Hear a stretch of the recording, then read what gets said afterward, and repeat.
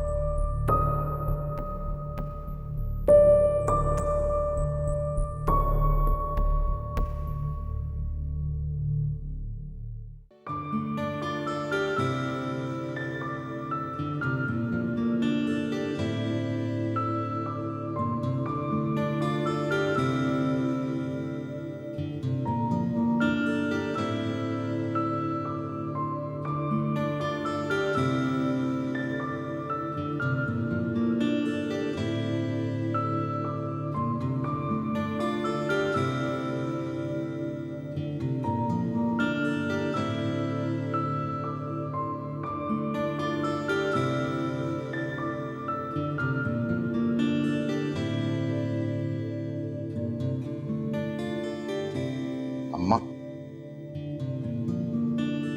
मैंने ना अपने हाथों से तेरे लिए यखनी बनाई। अरे नहीं नहीं नहीं नहीं, बनाई मैंने तो पिलाऊंगा भी मैं ही। ये ले।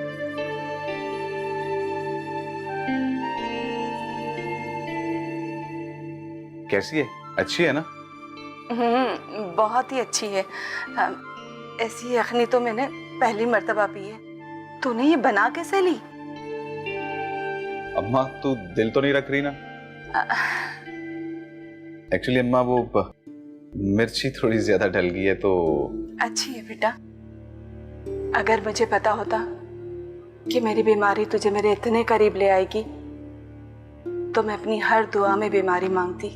अरे अम्मा ऐसी बातें मत किया करो। अच्छा फिलहाल ये लो, ये